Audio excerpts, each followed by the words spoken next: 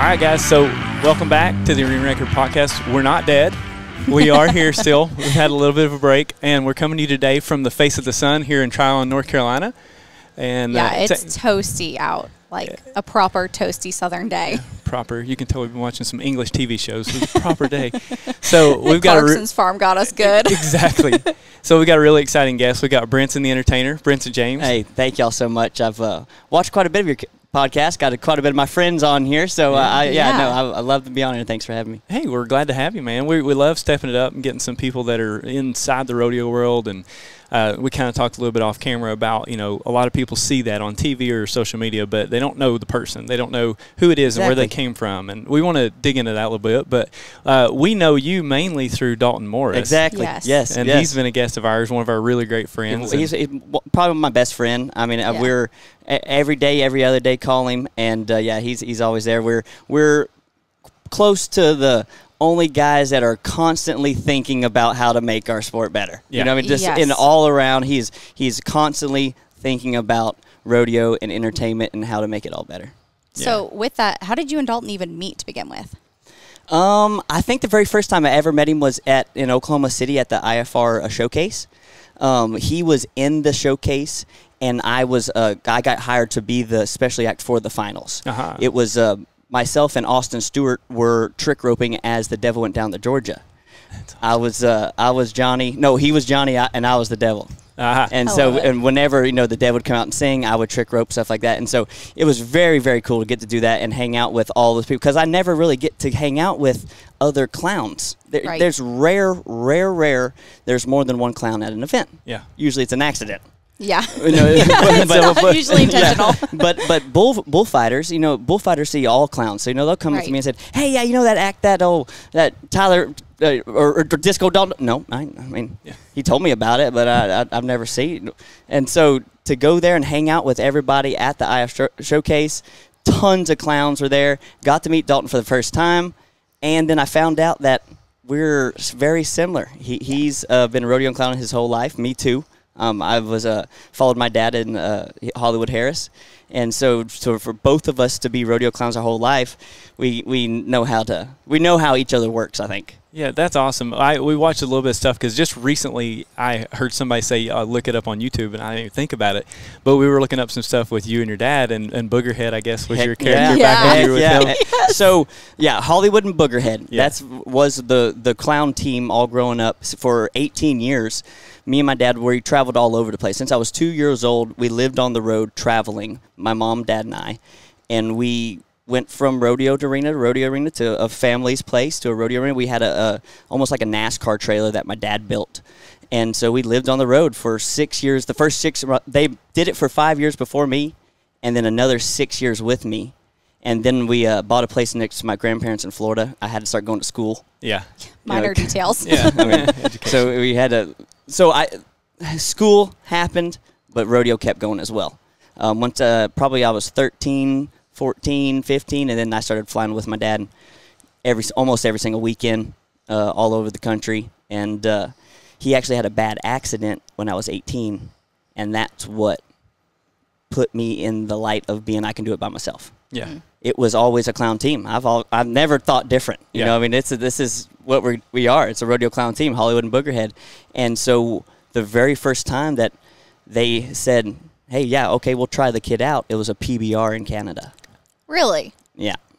Wow. So went up there as Boogerhead, the rodeo clown. Oh my gosh. And I still to this day love Boogerhead, love the name, and I still wish I could be Boogerhead out there.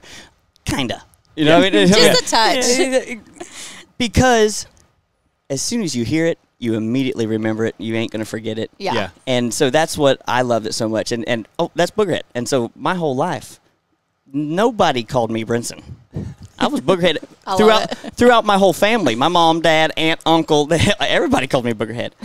So finally when I started working for the PBR and they started describing, hey, we're trying to come across as a little more different picture than a normal rodeo. Yeah. So we tried Boogie James. Oh, okay. See, I wondered how the James got put in. So my name is Brinson James Harris, middle name. And so my dad says, hey, you're a dancer. You boogie. Okay. How about Boogie James? Yeah. just because Brinson, I felt at the time, wasn't unique enough. Which, oh my God, listen to right? him. Yeah. Right? Yeah. And well, and you have to have it on your shoulders for them to really see it and get it. Yeah. Otherwise, it's just hey clown, hey clown. Yep. And so, Boogie James, hey, I'm gonna dance the whole time. They introduced me. I'm your boogie man. Oh my gosh. That's what I am. I came Bring out that back. there. I love it. I did the first. I did one show like that. Canned it, didn't work. They said no. They said no. So yeah, I was gonna say, did you not like it, or did they not like it? I loved it. Wasn't really thinking that Brinson was the option. Yeah. They said, hey, go with your real name, please. And so we did. We did Brinson James for the rest of that year, and yeah, no, I mean that's my name. And I guess it's unique enough. Yeah, it is. What year? How old were you then? It was 19. I mean 18, 19 when I started. Okay. That year ended, and then the general manager of PBR Canada, Jason Davidson, said yes. We'll keep him. We'll train him up a little bit more. They said knock a little bit more rodeo off of that, and we did. So now for 12 years I've been going up there to Canada, and now do all the elite rodeos in Canada. Calgary Stampede, Saint Tite, Quebec. I'm sure you probably heard of that one. Oh man, Saint Tite looks exciting. Like that looks like a really great show. So Calgary Stampede is the largest event in the world. Pretty much the largest outdoor show on earth is their title. But the Saint Tite, Quebec Festival, Western Saint Tite, there's no show Western sports involved that can carry that one's bag. It is, bar none, the most high energetic. You can't stop watching people screaming, dancing. For 2 minutes, we have a rave every time the tractor drags. You know what I mean? Gosh, that's amazing. It's so cool. And it's 10 days long. Yeah. All French. Oh, wow. So it takes me back to when I was working with my dad. I didn't have a microphone. Yeah. So for 18 years, I kind of know how to work people without a microphone. Yeah. Right. Well, take me back to there. I can just have so much fun. I'm learning still about the microphone. I'm 10 years on it, but this is to talk on a microphone correctly and have a vocabulary. I don't know why you wouldn't want a mic. You know? Yeah, I can't imagine. you know, so I stutter, and so I never thought that I was going to be the guy on the microphone, but I have to be. Yeah, it's a part of it. Yeah. So I'm still learning and still getting my craft right, but it's come along. It's come a long way, and it's crazy that it's mostly been through the PBR here. Yeah. You said you moved to Florida, but where are you from originally? No, I'm from Florida. We traveled around the country. Didn't really have a home base for the first 6 years of my life, but then grew up from Florida in Gainesville, just south of Gainesville, Florida, Micanopy, Florida, in between Gainesville and Ocala. Grew up with the school there, and then now just moved to Louisiana with my girlfriend. Went home in Louisiana. Been there for a year now, and it's awesome. Yeah, no, we've Louisiana was just the halfway point when I was traveling around. It was a great spot. Instead of going all the way back to Florida, Tiffany lived in Louisiana. I could just hang out there for half the year. It was great. Well, now I'm there. I'm there the whole year now. Yeah, I love it. So how long did you, from start to finish, did you rodeo with your dad? And then you said you were 18 when you finally went on your own? From I was born and then got in the truck and went straight to a rodeo. And then the last time I worked with my dad was probably, I think, 2 years ago or 3 years ago. I broke my leg at an event. I do backflips a lot, if you've seen before. I backflip off the fence and stuff like that. I didn't do a full backflip that time. Backflop. Yeah. And, broke my leg. Well, I had an event booked, and I called the guy, and I said, hey, I'm so sorry, my leg's broke. Never done this before. I can either have... I had Disco Dalton ready. I had Colt 45 ready. I had 3 other really good rodeo clowns ready to go. And I said, I can have another guy come there ready to do it and do a great job for you. Or my dad and I can come, and I can either stand on the fence and say a couple things, and he can work the arena. And he said, yeah, we'll do that. That's awesome. Yeah, so that was 3. Like I said, I think that was COVID year. So so luckily I broke my leg right during COVID. Yeah. Perfect timing. All the rodeos started quitting and stuff like that, and not having them. And so for 3-4 months I had to lay up the first show back I had to really work at to make sure I was ready for was the American in AT&T Stadium. Which is the huge. biggest running event I've ever the biggest running event I've ever had in my life. And so it's been absolutely nuts to my whole rodeo clown life, growing up on the road and being they call it born in a trunk. A clown life when you're kind of I've been popping out of things as a chicken as the very first act when I was 2 years old at the rodeo was called Trick Roper in the Bag, and my dad would put me down in a dirty clothes hamper, pretty much, like a dirty clothes bag, and over the shoulder I would go out into the arena. He would lay me down in the dirt. I wouldn't move, just don't move. He would trick rope a little bit with his lasso, trick rope, put it down. Okay, see you later. Announcer would say, hey, what's in the bag? Oh, it's nothing. No, just some dirty underwear. No, Hollywood, what's in the bag? Oh, it's the latest Christmas gift, trick roper in a bag. And then I would stand up as 2 years old in a little bitty clown outfit with my makeup, with a little goofy hat. And I took a little kid's trick rope. Yeah. And spun it like this. It's perfect. Spun. And then smiled and waved and went back in the bag and I did that till I was 6 years old. Oh my gosh. That's pretty strong, carrying around in a bag till 6. Well, what ended that act is when we didn't have a gate at the arena and we had to climb over the fence with me. Oh my gosh. Dropped me and landed on top of it. Okay, we got to quit. We got to find a different act for that. You're lucky you didn't break your leg then. Yeah, no kidding. Well, I want to lean into this because I really love the old acts of just the old days and like reminiscing on those. Do you have a favorite act that you and your dad did together?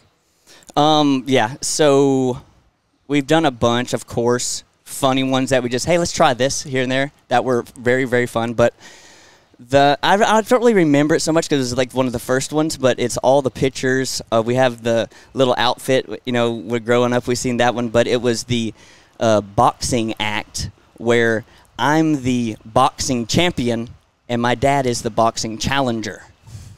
So he comes out there, we make a quick wrestling arena in the arena with some caution tape. And dad is out there and he has the big boxing gloves, and he's the challenger, and bring on the champion. Come on, yeah, where's he at? Oh, they open the gate. He's not there. Oh, he's chicken. No, he's chicken. Where's he at? Well, I'm underneath the stool. The stool is so small. It's a small compartment underneath the stool. No one's seen me. And bing! As 3 years old, I pop up again, crammed in a small space. Pop up out of that, and I'm the champion. And for 3 rounds, I hit him in the nose, stomp on his toe, and then the last one, I pull his pants down and hit him in the head and knock him out. And so that's a good act. I like it. Yeah, and so we've had tons of great fun acts, and that's the biggest thing I miss. Yeah. Did you guys come up with your acts together? 100%. 100%. Especially when I was real young. So my dad, the Rodeo Clown, everybody thinks, of course, you fight bulls. Yeah. Well, I tell people I'm a rodeo clown. Oh man, you're such a dangerous job. Yeah. And then I got to explain to him, yes, I'm out there, but I'm not that guy. Yeah. I'm not that guy, pal. I'm not that guy. But it's my dad was that guy. In the 90s and before that, the Rodeo Clown was the bullfighter and the comedy clown. And so, but when I was born, that's actually right at the time that it really started to become 2 different jobs of the, action athlete, that daredevil that can sit on a bull's head and love that, and then somebody that can be funny and entertain a crowd. And luckily, Dad went that way with me. And I like to mess around with a bull every once in a while, but I get paid way more money just to be funny. I've seen you step by one on video before. Yeah, he said, hey, you can do that, but what if you break your leg? Yeah. And so I got it now after that happened. Yeah, you can clown in a boot, but you really can't fight a bull in a boot. No, and they don't make near as much money as what we make. No. Which is absolutely insane. Yeah, yes, it is insane. You trick rope too. When did you start actually trick rope? I know you said you did the kid act with the kid rope, but you're a really accomplished trick roper. When did you start learning that, and like who got you started? Was it your dad that you? So my dad, he can trick rope, but very little. He can do this butterfly, which is the small kind of starter trick, the wedding ring where you get inside it, and that's about it. And so I've seen, growing up in the rodeo world, all the best best of the best trick ropers to ever come to rodeo and stuff like that. And so watching all of them, and then when I was 15, 16 years old, I needed to start bringing my heat to the family and come up with my own stuff. Yeah. You know, Dad came up with acts for years, and now it's my turn. And so I was always very hand-eye coordinated. I can juggle. I can, trick rope, stuff like that. And I like to, balance, and I like to be a little bit more. I tell kids now it's okay to be cool as a clown. A lot of people are just trying to be, goofy fun, but to have a cool trick, and as a rodeo clown, it works. And so my cool trick was trick roping, and so I taught myself. My dad taught me how to butterfly. My grandmother taught me how to coil up a rope when I was 4 years old. And so I've always had a rope in my hand and was playing with a rope. Never roped off of a horse. We never had horses or anything like that, but always had a rope around me and knew how to do small tricks. But then when, 15, 16 years old, I need to start coming up with some of my own stuff. I show my dad, hey, what if I do 2 minutes of this? He goes, okay. 2-minute break for me. And we, Exactly. Yeah. And so he goes, okay. We do it the next weekend, and I think it was Okeechobee, Florida. Donnie Gay was announcing, and I couldn't get the big loop. At the very end, I do a 50-foot big loop. Couldn't get it. Mess up, mess up, mess up, mess up, mess up, mess up. Well, Dad goes, you going to practice now? Yeah. Okay, yeah. He didn't tell me, hey, you better get out there and practice. You better get, no, you just, I got it. Okay. Yeah. You got to practice. So I've taught myself that you did, about 30, 40 minutes a day, go outside and do 20, 30 minutes a day, and it turns into more, especially if you got some music playing. Yeah. And that turns into any craft you want to do. That craft turned into a dog training. I do have a companion named Reride the Wonder Dog that has, for 12 years, been my right-hand man. Traveled all over the world with me, and he does amazing tricks, jumps rope, gets on my shoulder like a parrot, will run the barrel pattern just like the barrel racing horses by himself. And so to have cool tricks and stuff like that turns out very entertaining at a rodeo or a bull riding.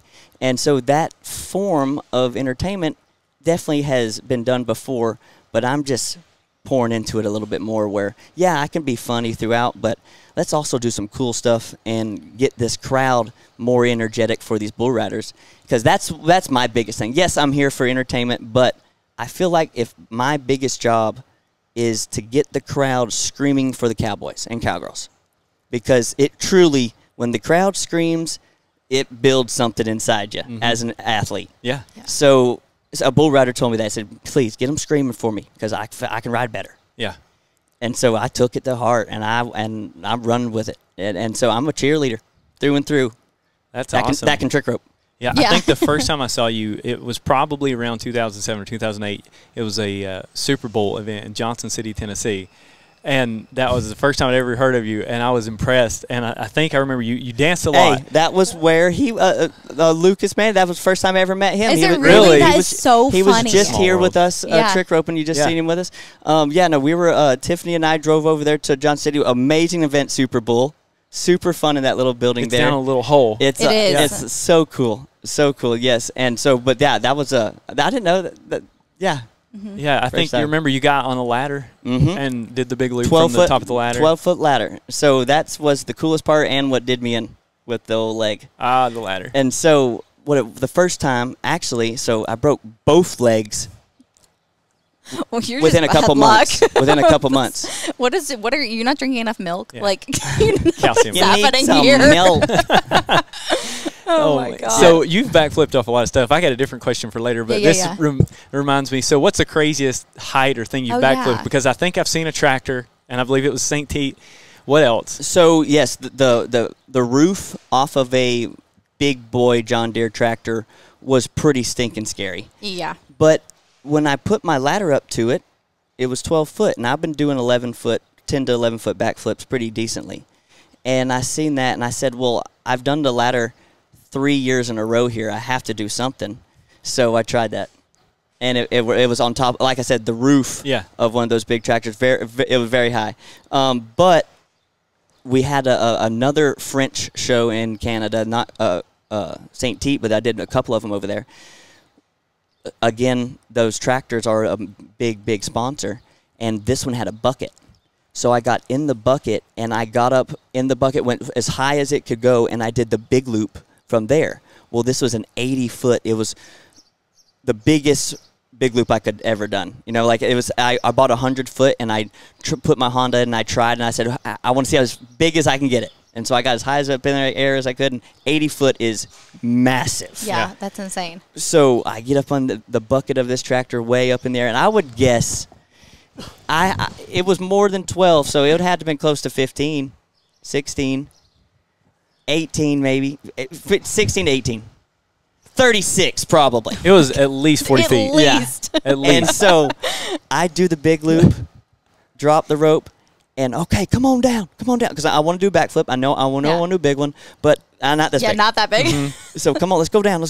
So I'm going, well, like just look down off of where we're sitting up here. You can't really know how tall we are. No. Yeah. So looking down, close enough. That looks like 12. No it was way. Not. It was. It that one had to been the highest. It could have been 13, 14 foot. Jeez. But it was luckily into soft mud of Quebec. Yes. and so yeah, the big ones where it could have actually went wrong, it definitely didn't. Knock on wood. Yeah, you better do something over here. And so, but yeah, those ones were great and they worked great. But the small ones where I was just trying to make up for small ladders and little smaller vents and trying to make it big and cool, and didn't work. Yeah, you got to try things. Got to go big or go home. Yeah, no, 100%. So with that, what's the biggest flop that's ever happened in the arena for you, whether it's comedy related or entertainment? Mm-hmm. Biggest flop, let's hear it. Yeah, so sometimes they don't laugh. You know what I mean? Sometimes that hurts your soul more than anything. And so that's why everybody's like, no, you don't really tell too many jokes. Well, yeah, because sometimes they don't laugh. Oh, in today's climate, it is very hard. People are sensitive. There's yes, very sensitive. And so I've done quite a few things that they've flopped where in the arena it's a joke that, hey, my dad's, hey, you need to try this. You need to try this. You need to try to be funny a little bit. And, yeah, no, it'll flop. But in biggest flops, trick roping on a flatbed truck. It had, you know how those flatbed trucks will have the indention for the ball right there in the middle of it? Oh, well, this had a cover, but man-made little, but it was a sponsor truck, and this guy just made a little cover to go over that little thing while the sponsor truck was out in the arena. Well, of course it would look cool if I was trick roping back there. Yeah. I'm trick roping. Completely, I was doing an ocean wave, wasn't trying to backflip or anything. Foot slips off the slide and belly flop off the side onto the dirt. Aww. It was the flop, I guess. That's awful. Does your dad get to see you perform much? Not too much at all. No, that's the sucky part about it. My mom lives in Florida still, and she owns a coffee and cream restaurant. It's a ice cream and coffee shop. Nice. And so she works a lot of that. You know, I mean, she runs that restaurant, so she rarely gets to come see. And then Dad, he's still clowning. He's 64, and is still a rodeo clown today. Traveling the country. Him and his girlfriend both love playing poker and slots. Well, my dad's been playing poker for a long time. He's almost my whole life. He was always into Texas Hold'em. Well, now he's really went to perfect it. And so reading a lot of books and doing 40 hours a week. Oh my gosh, it's a full-time job. It is. Literally. It is. But he does rodeo on the side. I hear you. And so him and his girlfriend travel to Oklahoma and have a summer run, or all over the country, but have a summer run and then do rodeo, casino, rodeo, casino, rodeo, casino. Gosh. And they're living the life. They have all got to do is win like $100, and then you get the campground out back for free. And you know what I mean? So they can just lay by the pool and with the margarita. It's like retirement life, but Yes, he's still doing his hobby on the side that pays him anyway. But he's rodeoing. And yeah, so 64 this year, still going. Hollywood, check him out on Instagram. I have to keep his page up to date, but he's out there still going strong. That's exciting. I love to hear that, though. And so every year, you know, when rodeos were calling, hey, sorry, I can't come back this next year, but my dad is available. Oh my gosh. And I love it. What if we get him next year, possibly get both of us the year after? Yeah. Right. But now we got to pay for 2 clowns. You can't. It used to be pay for Hollywood and you get Boogerhead for $100. Yeah. You know, now you got to pay for 2 clowns. It's like a little upcharge. A little bit. So you kind of led us into that too. So 2 clowns. Pretty exciting this year. Congratulations. Nice. PBR World Finals buckle. Thank you. Thank you. How exciting. Oh, look at that. I love it. That's so cool. That is awesome. So real fast before we get into it. Yeah. Only 4 people in the world have a PBR Entertainer buckle. Really? Matt Merritt, myself, which we talking about. Right. Flint. And who? My dad. There you go. Oh, really? Oh, my dad. So sweet. That's a pretty elite club, man. That is really cool. So my dad wasn't the very first entertainer for the PBR. There was a couple before him, but he was just the first one with the buckle to get a buckle. Gotcha. And then Flint came in right after him, of course, took over forever. Yeah. And for me to slide in and to get a buckle that matches Dad's is so cool. Amazing. That's awesome. That needs to be your Christmas card this year. It's just those buckles. Yes, just the buckles together. I think I'm gonna trade him. I think for a year. You should. I love it. You were mine over yours. I love it. That's awesome, man. That's a proud moment. What did he say? Was he there? So yes, he got to make it. So that was the coolest part about it is for the American, the very first time. Then that was my biggest ever event. Of course, 65,000 people in Dallas Cowboy Stadium. Amazing. My mom got to go. Dad couldn't. He had a rodeo that weekend. Couldn't get to make it. Yeah. This year, opposite. Mom was swamped. Couldn't get to go, which absolutely sucks. Yeah. She's coming back to all of them next time. But Dad got to come. That's awesome. And so that was what really was cool. And he was for almost every performance. Actually, he had a rodeo just north of Dallas, about an hour and a half the first weekend. So he stayed in Dallas and ran up there and did the show and came back. That's awesome. So we got to hang out the whole time. And then this next weekend he had to 2 hours away. So we hung out all week together. We camped actually right there in the stockyards, right out back to the Coliseum. Cool. Camped right there together. And then he went on to the show, and I went back to the hotel. Yeah. That's awesome. I love it. So I did hear, I think it was Cowboy Mafia. Shout out to those guys. Great podcast. But so your mom, you FaceTimed her? I did. During the event? I did. So that was by far my coolest thing I think I've ever did.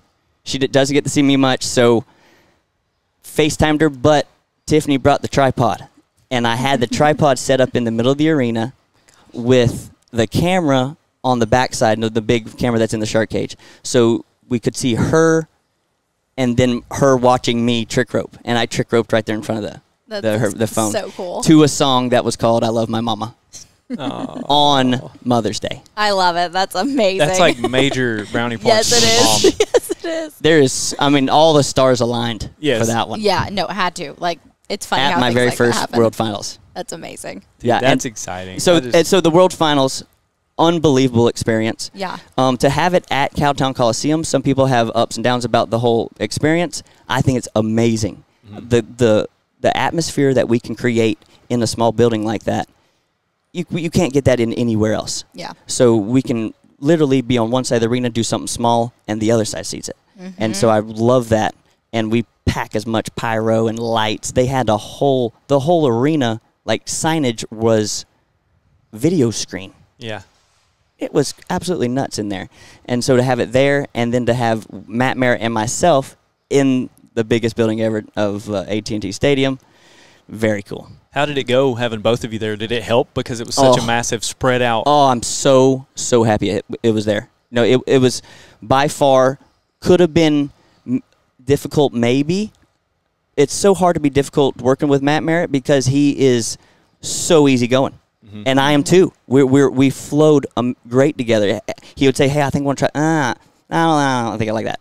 And then he would say something, and I would say the back. Or, yeah, but if you tried this, And oh yeah, why didn't I think of that? You know what I mean? So we flowed perfectly and we never done it before. Mm-hmm. Yeah. And so that's what was insane. And so, but if we're at a small venue where we're all trying to look after this small crowd, it could be a little bit stepping on each toes. other. Yeah. Right, exactly. Exactly. Well, just what y'all did. Yeah, literally. Exactly. We did a lot, though. We're married. It happens. Yeah. We're on the same page a lot of the time, and we're just like finishing. So was that the first time that there's been 2 performers at the World Finals ever? Yes. And so this year we've had a lot of trying new things at the PBR. Since Flint has left or retired, he has opened up a whole bunch of new avenues. They want to try new things. Mm-hmm. That's just what the PBR does. They love trying new stuff. They're innovators. I mean, of course. Yeah. And so we had Brad Narducci. Brad Narducci is an amazing music director. He's an announcer and the best guy in the world. And he's hilarious. He's hilarious. Like, he's one of the funniest people on this planet. And he's like that, getting up in the morning, hanging out. We shared a hotel room a couple times, and he is just a very easy-go-lucky, fun guy.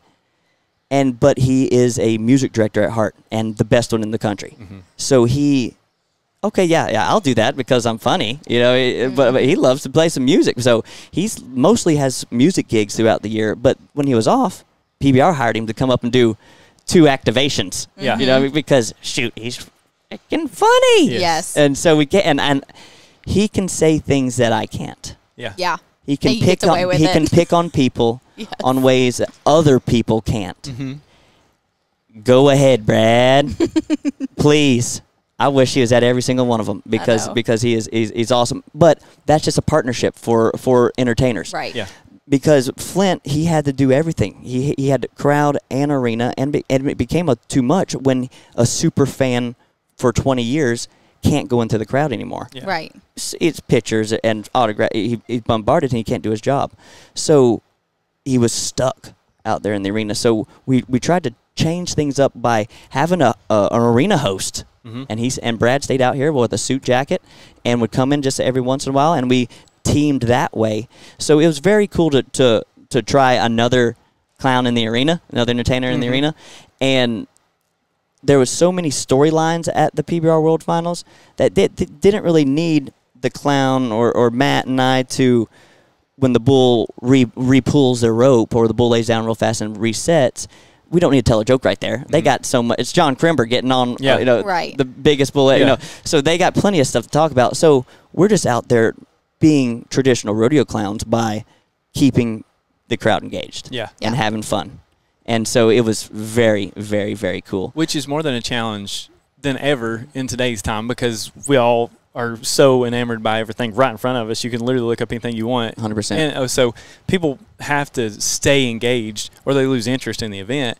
And like you're talking about with Brad, to me, it helps also because people respond differently to different things. Like, for sure. Just like you said, he's allowed and gets away with jokes you can't pull. It also means that there are people that are going to think 1000%. His comedy is 1000%. different and better, or they respond to it better. So I think that's really awesome that it's growing in that way now. Well, and just age difference too. Mm-hmm. Sure. We're with Matt and I, what I mean, where he can really give that married family fun jokes. I can give a little bit more of a party energy jokes. Yep. Yeah. Because that's just who we portray and who we are. Right. 100%. And so it really worked because he was everything I wasn't, and I was everything he wasn't. So I thought it worked really well, and I hope we get to do it again for sure. I do too because when y'all took Larry the Cable Guy's phone and did that little Instagram husband moment, I really, really enjoyed that. So it's like the funniest thing for me on this planet. Every day I get 2 minutes, Matt gets 2 minutes. Yeah. So what are you going to do today? I don't know. And you can kind of have an idea what you're going to do that day for that 2 minutes, but there's so many other things that could be happening. Oh, yeah. So I had 2 minutes to go. That was my 2 minutes. And I had something to do. I had an idea, but I said, when in the world do you get Larry the Cable Guy sitting front row? Yeah. Yes, seriously. And he had his phone sitting here like this. Oh my gosh. Right here underneath it, right under his lap. And so I walked up to him, gave him a high five, and when he reached his hand up, sit grabbed his phone. So you didn't ask ahead of time. Okay. You didn't call her, hey man, play along. We're going to take your phone. We're going to do some stuff. That's not what this you job literally. is. That's not what this job is, bro. Oh my gosh. This is off the cuff. I love it. And he's an entertainer. He's not gonna. But and he's a fan. That guy has been around bull riding for a long time. He's sponsors a lot of bounty bulls. He goes to smaller bull ridings and PBRs around the country, and he'll put $10,000, $20,000 on one of their best bulls, and call it the Larry the Cable Guy bounty. Yeah, I didn't know and that. He's a fan. Yeah, that's cool. He's a big fan. I love that. Yeah. So that was mine 2 minutes. Yeah. I love it. And so it was that was awesome. a good use of your 2 minutes. Yes. Very, very fun, very cool. And to be able to use Matt in my 2 minutes, that's what I wanted. Yeah. Whatever we did, I wanted to do it together just because we clicked. Yeah. And so, yes, we got to do it together. And then his 2 minutes, which I think is the funniest one of all, did you see when he laid out Kid Rock's cigar? No, we missed this. So we weren't there. So we were only seeing what they were putting on. Oh, right. So this is during commercial. Right. So of course, Kid Rock had the show on Friday. Right. He watched the show on Saturday. When he watched his show on Saturday, he sat over there in the corner of his suite, smoked cigars the whole time. Okay. Not a bad way to watch. No. Hey, pretty cool. Yeah. Oh my gosh. Well, he just threw it out in the arena. Well, Matt was over there. Matt was over there by it, and it's a little bitty, roach of a cigar. And he goes, "Hold up." Well, he went and got a plastic glove, picked it up, rolled it up, put it in his pocket. And it goes, we're doing the show. Okay, Matt, your 2 minutes, go. Okay, y'all. And he walks out there and he goes, me and my wife are about to come into some money. And the announcers are like, what do you mean? Not from this gig. No, not from PBR. No, not from rodeoing. But we're about to come into some money. And he goes, going on eBay tonight at midnight. And they zoomed in on it, and he rolled it open. Is Kid Rock's used cigar. That's amazing. And the music guy played ball with the ball to bang the bang. And of course the whole crowd goes, wow. And they're like, wait, what is it? Because it doesn't. It's a little brown thing. Yes. Don't look like a cigar. It looks like something else. Yeah. Well, he goes, no, it's a cigar. He goes, how do you know it's okay? It's a cigar, but how do you know it's Kid Rock's? And he goes, wait. He smells it. Oh, it smells like Del Brisby's mom. Oh my gosh! And he got away with it. That's the best. That's the funniest part. in front of 30,000 people. Oh my gosh, that's amazing. Yeah. So to be the flexibility to do stuff like that. Yes. It is only in the PBR.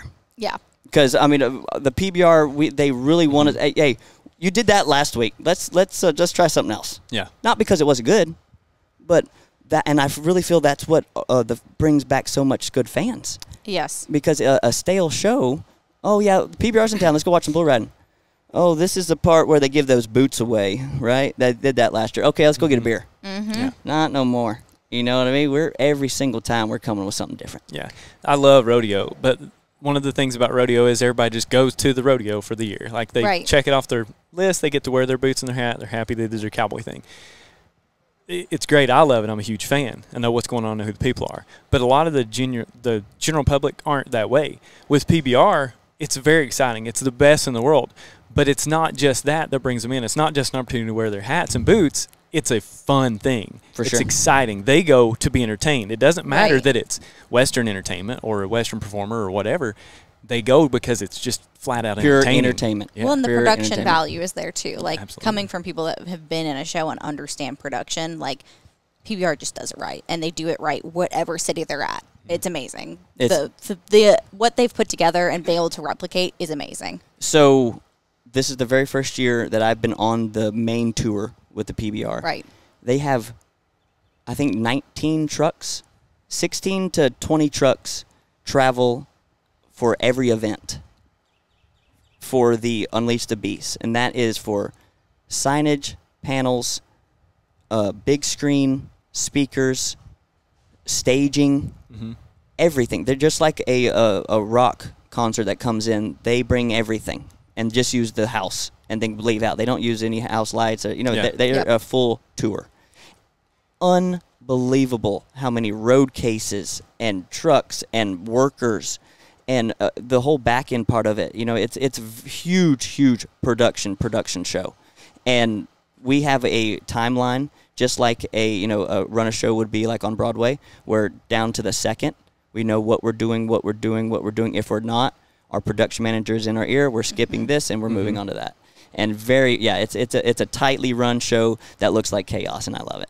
It's exciting. I mean, I think it might have been Richard Jones or there's some people that have some podcasts that have talked about what you're talking about, and it's impressive to me that even like people say in my case, like Flint, there's a case where Flint puts his gear. They take care of it, load it on the truck. Everybody's stuff gets brought and put in your place. You show up, and it's ready to go. Like it happened to me this year. Yeah, that's insane. I was like, what? I could put my tennis shoes in here? That's amazing. Go to the next city. Hey, guys, it's good to see you again. Yeah, no, and that creates such a camaraderie. Yes. That you can be more open and more willing to try some new things on the microphone with your friends. Right.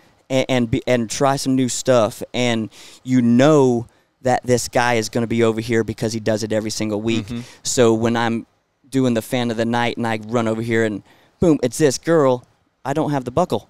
Bing! The guy, they just appear with it because they've got your back and like they know what you're doing. You're know. A literal team. Yes, it is a team, and it's so nice. So when I went up to PBR Canada, that's when I first started to learn about that, because they're very production oriented, but they have one production trailer. Right. Oh, gosh. You know what I mean? Yes. But that still has, all their all signage and stuff like that, but they don't do the lights and the speakers and everything, all that yet. But they're getting there. Every year they come with more and bigger stuff. But, yeah, no, it was a whole new level. I thought I was ready for big leagues and stuff like that, and then we started doing these, and it's a whole nother level. But now I'm comfortable. I'm comfortable in that position to do Flint's job in front of Flint. The very first performance, I was pooping my pants. Yeah, that's stressful. I was pooping my pants, but my biggest fan was Flint. Yeah. My biggest fan was Flint, and so that was the coolest part. Is he was right there saying, "Hey, try this next time." Yeah. See, it worked cool, huh? Nice. Yeah, well, that to me, if I was in your shoes, that would give me more confidence. The moment that he gives me that feedback and is like giving me pointers, I'm like, I got this guy in my corner. I'm going to nail it. This is going to be awesome. Like, I got the best feedback. He knows exactly what works. He's going to tell it to me, and then I'm going to get to do it, and I'm going to look like the hero. Yeah, it was awesome. It was really cool, and so to really get into that whole groove of every single weekend with those same people, it's a whole nother thing. Rodeo never has that. Never has that. So I never got to have the full year of working with those same people. I've rodeoed my whole life. Yes, I went to the PBRs in Canada, but there was only 14 of those. Yeah. Right. I was booked every single weekend for the past probably, I would say 8 years, or close, maybe 5 to 8 years.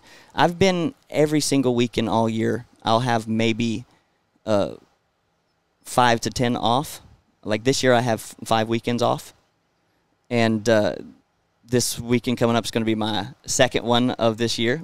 Can't wait for it. You know what I mean? But it's we're going all year long. Our weekend is Tuesday, Wednesday. Right. Yeah. Right. Yeah. So you do PBR, but do you still do any UBF? I've seen you do some UBF 100%. stuff. Is that a lot of fun? How much difference is there, or is it pretty much the same for you? So ultimate bullfighting is, if you're a sport of rodeo or bull riding at all, you will be attracted to that even more. Yeah.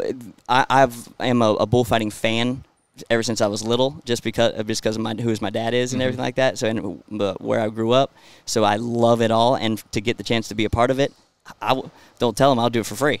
Yeah. You know what I mean? It's freaking cool. It is. To sit ringside to a match like that, and so I don't get to do as many as I did, but we have the finals, the midnight bullfights a couple times during the bullfights there at Cowtown Coliseum. They have them every single weekend there at Cowtown Coliseum. So we're building the sport, building a lot of more bullfighters. You know, there was only a couple of them that freestyled. Now all of them freestyle. Right. You know what I mean? And so I really think that some of these events, these PBR events, these velocity tour that goes around the country, you know, they ride 1 or 2 bulls at them. Yeah. Well, somebody mentioned, well, why don't we turn it into a bullfight instead? Yeah, they said, that might be cool. And so same production, same equipment, no bull riding, just bullfighting in these big venues. So I think it might be taken off even more than it has been in the past couple of years. I love it. I'm a huge fan. I've been for a while. Huge fan. Yeah. Yeah. And with the bullfighters, everything, the clowns, it takes guys kind of paving the way for you, like you're talking about is growing right now. And now because there's a venue for it, there's guys coming out, hey, I want to try that. I want to learn that. And people are teaching them. And so I know a lot of people have brought up, like, people copied Flint whenever he did the jerseys. And then now people are saying, like, you know, you've always rocked the pants. Or for sure. You were one of the first guys to rock the pants, and now a lot of guys are doing that. I got my view on it, you know, but I want to hear kind of what's your view. Do you think it's flattery, or do you just say, like, it's inevitable that when something works, people are going to start latching on to it? 100%. That exact statement right there. It was, so no one seen jersey and shorts until PBR said, we would like you to wear this. And actually, they offered my dad that. Said, hey, you're a great job, but you're a little too much rodeo clown. Can you wear this shirt and shorts and jersey? Dad said, no, this is my character. And then, well, within that year, he fizzled out, and Flint came in. Yeah. And Flint didn't start with the shirts and shorts. He had baggies at first, and did baggies and rodeos forever. But then I think during the performance, he molded and turned into the shorts, and then eventually the baggies never came back. Yeah. And of course, he's on TV.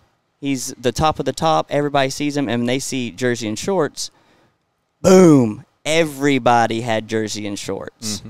So yeah, I do see that. I don't think pants are going to be a secret any longer. Yeah. Tucking them in, and I've always want to be different. That was my biggest thing in high school. If everybody wears shorts, I'm wearing jeans and sweating my butt off all day. You know, I got to be different. I had green hair, purple hair, blue hair. This is why your hair is gray now. This is why. We figured out the reason. I had to be different always, and so in the rodeo world, it's really helping me out now because of that. Yeah. And I saw a golfer, Ricky Fowler, and it was his commercial of Pumas, and he was making a swing, and it was all of his line, click, click, click, click, and he was changing his whole outfit from green, red, blue, purple, green, and he had a white belt on. And I said, holy cow, that looks cool. And I went and bought like $600 worth of Puma stuff. Oh my gosh, this guy. He is the consumer. Tax write-off. Yes. Yeah, he is the consumer.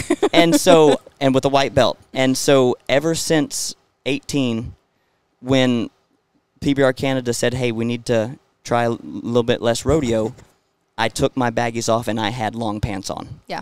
And I didn't have the belt then. I had like a tracksuit type long pants on, but it matched my shirt.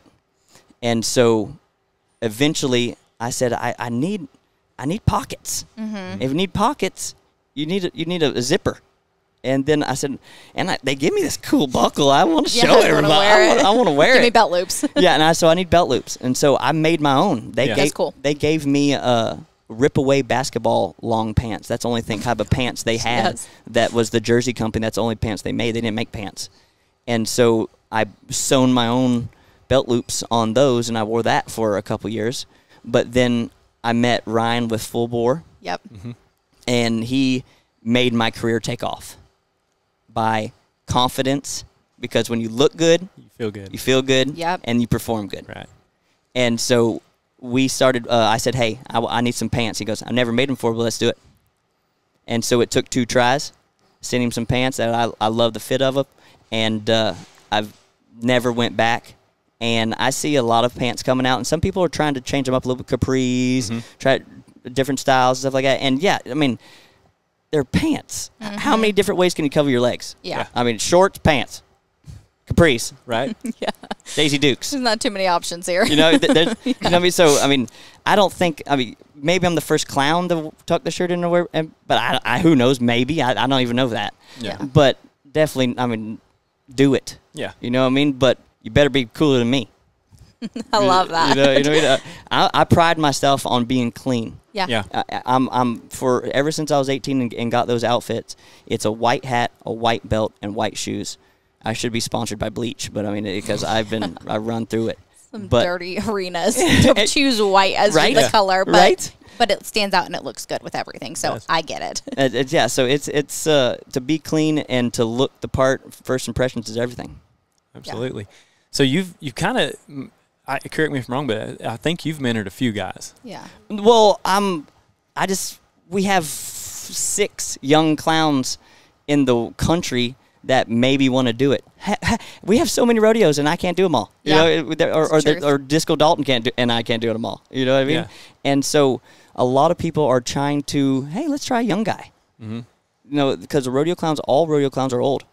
Yeah. All rodeo clowns are old. Old.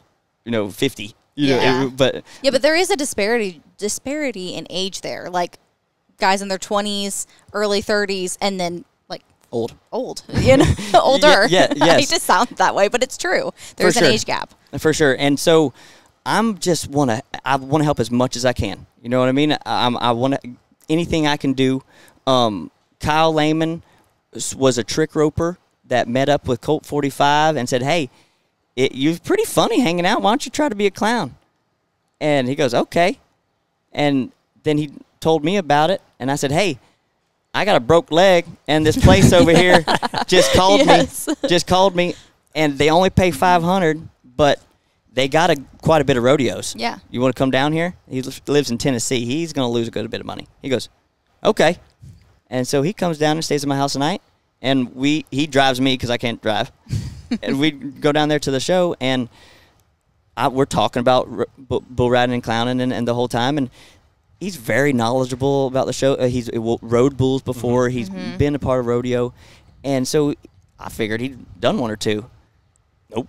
Well, to be fair, he did perform. He's performed as a clown with makeup on. Well, but also at Stampede. Yes. So he does understand he's a performer, that side 100%. Of things. And so, yes, I'm sorry. I skipped over that. He's fine. well-trained trick roper and performer that worked at Dixie Stampede. And does way more than just trick roping. He was a very talented guy. Was a diver, a high diver in high school. I didn't know that. Did you know that? No, he's... but he learned to trick ride and stuff, too, briefly there, I think. Well, we worked with him briefly there. He's very, very talented. And so, of course, I said, you're going to work perfect. Well, during the anthem, he goes, hey, can you show me how to get in the clown barrel? Oh, my God. I love this. I was oh, crap, I forgot. Minor details, it's fine. Yeah, well... just get in. Yeah, so, of course, I showed him how to do it, but... So my dad, there's 2 different types of clowning I see nowadays. There's the protection clown that wants to be in the barrel and be a part of the safety team, and then there's the people that want to entertain. And I wanted to be the badass that got in the barrel. Yeah, I wanted to be that guy. You know what I mean? But it was that didn't what paid the bills. Yeah, Dad said, "Hey, get out of that barrel and be funny." Yeah. So I would be funny, keep my eye on the fence, dance, and then as soon as it nod, run over there, get in the barrel, and hope the bull come over there. And so other than that, then when the bull leave, oh, okay, I gotta get out. You know, I had to be out in between. Yes. That's because I'm not working. Right. But you can't entertain from inside the barrel. And so, oh crap, yeah, I forgot. You got to tuck your head down in here like this. Well, from that show, he booked 3 more. When he worked those 3, he met up a guy that gave him 6 more. And boom. Now, that sucker's schedule's packed. You know what I mean? And it's not that he's just super good. No, I'm just kidding. He's very good. But he's very new. Yes. And he doesn't resort back to old rodeo clown, which people that are trying to be new but been around rodeo the whole time, they do. Oh, let's go back to mother-in-law. Yeah. He's never done a mother-in-law joke his whole life, so he reverts back to TikTok stuff, which is what you need to be talking about. Yep. And so I loved it. I loved his ideas, every idea he had. We tweaked on. He had great ideas that weekend, the very first weekend we did it. And so we actually have a text group now with, I think, 8 younger rodeo clowns that are all in our 20s or maybe 30. I think Disco and I are 30 now. So, and it's the Insane Clown Posse. So we have a big text list, and we clown around in it. And, hey, this rodeo just called. I'm booked. Who's open? Yeah. And that's the main reason why we did it. And oh yes, I'm open. And then we send that number on to whoever. I tried to keep it in with the younger guys.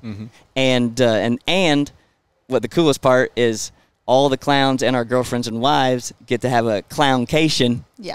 And that's when we met up with y'all. Yep. And so yeah, so this every year we get a clowncation that we go somewhere. First year was South Florida. This was Tennessee this past time. So who knows? I think we're maybe trying to do Colorado or something like that. That'd be a good one. But we're the real clown posse. Yeah. The insane entertainer posse. There you go. Yeah. I like that. Yeah, I wanted to bring that up because I think that's such a big, huge part of rodeo. Yeah. And bull riding is just that support 100%. within. Like even though you're in competition technically with each other, because there are a lot of events for the top end guys, but then there's a lot of people trying to get those, whether they should or qualify or not. But the fact that you all support each other and you help each other and you coach each other and you give each other pointers, those are the guys that could potentially take a job from somebody else in that same circle. Yeah, 100%. But everybody still supports each other. It is, and some people, I've seen my dad been like, dad said the same thing, that he's seen a bunch of people where it's, why are you saying that to him? He could potentially take your job. Again, we have so many rodeos, and if you think there's not enough, go across the border to Canada. Yeah. Because there is 4 clowns in the whole country of Canada. 4. I did not know that. That's crazy. I think one of them just retired. Oh man. And none of them are young. Yeah. And and so when I went up there and I started doing those PBRs, I took off, and so I started doing rodeos up there as well. Lots of IPRA and on Ontario. I did probably 3 or 4 years where it was 3 months every single weekend in Ontario, Canada. And a summer in Ontario is 65 degrees. Yeah, fabulous. And it was amazing to have a rodeo run up there. And so I learned how to have a rodeo run up there in Canada.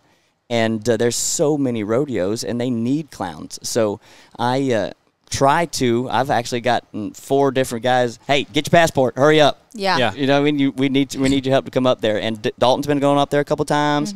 Quite a few of them have.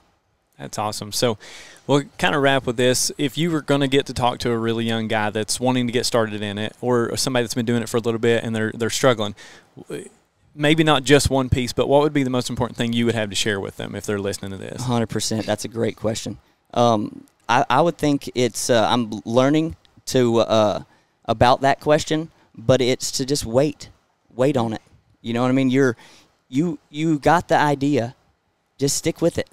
You know what I mean? God has a path, and you're on it. You know what I mean? So just wait, be patient, wait on it, perfect your craft, and timing will come. You know what I mean? Sometimes you could be the best trick roper in the world, but no one knows your name. Doesn't mean you're not the best. Just keep going.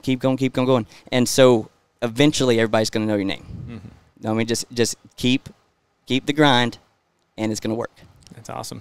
So where can people find you online? Brinson James on all of them. Brinson James, Facebook, Instagram, TikTok. And hopefully a PBR near you. That's right. Awesome. Thanks, Brinson. Thank you. No, thank you, guys.